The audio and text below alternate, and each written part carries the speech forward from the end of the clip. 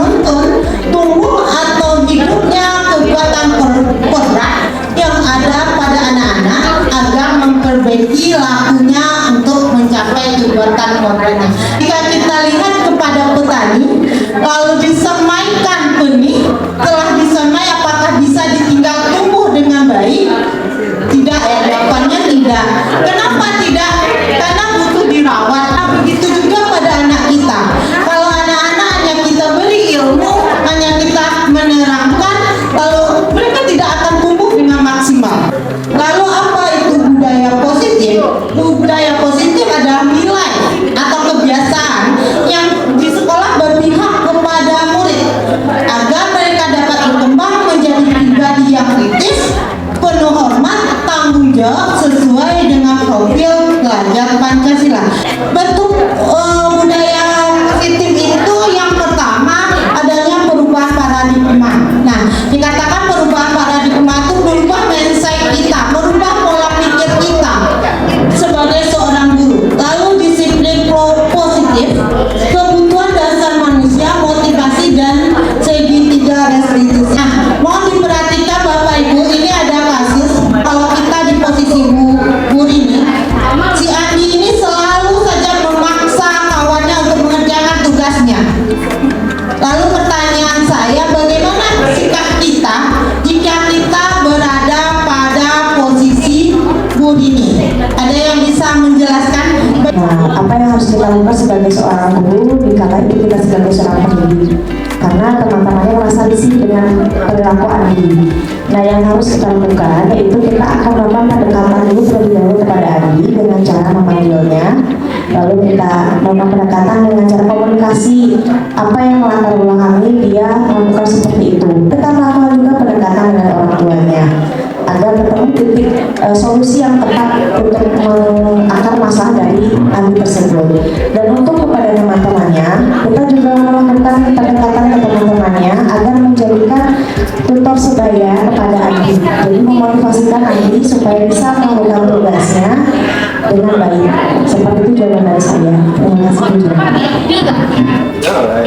Terima kasih Bu Emi, jawaban yang sangat bagus dalam menganalisa. Rasanya Bu Emi sudah mampu menerapkan budaya positif. Oke, terima kasih Bu Zola. Betul sekali. Mungkin kita perlu mendalami apa yang terjadi pada si Andi. Kita lakukan pemanggilan dulu, kita dalami, kita tanya.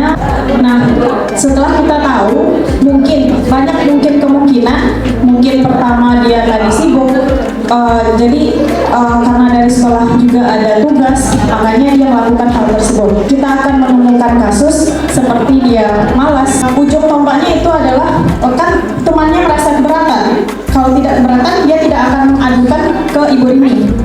Kita lakukan analisis di situ apa yang terjadi kepada Andi. Nanti setelah kita menemukan jawabannya, baru kita lakukan mediasi dan kita akan memperbaiki hal yang tidak nyaman oleh temannya tersebut.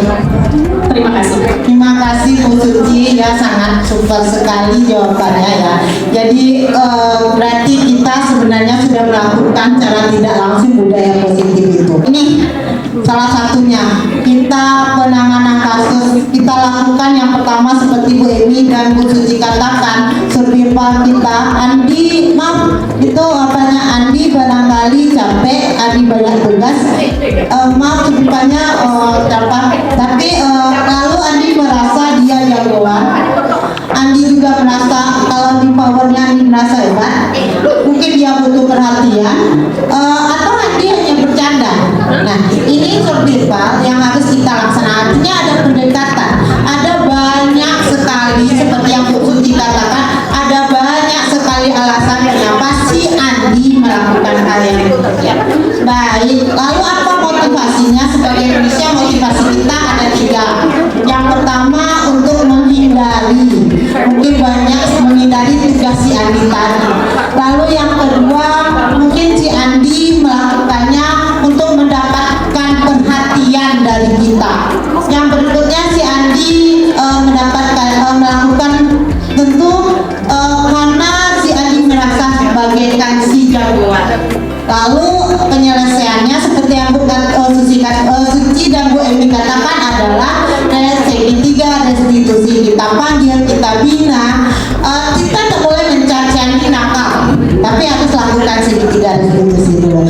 Oke, terima kasih. Barangkali itu sedikit pemaparan tentang berbagi praktik baik, budaya positif. Terima kasih atas perhatian Bapak Ibu semua. Saya akhiri dengan Assalamualaikum warahmatullahi wabarakatuh.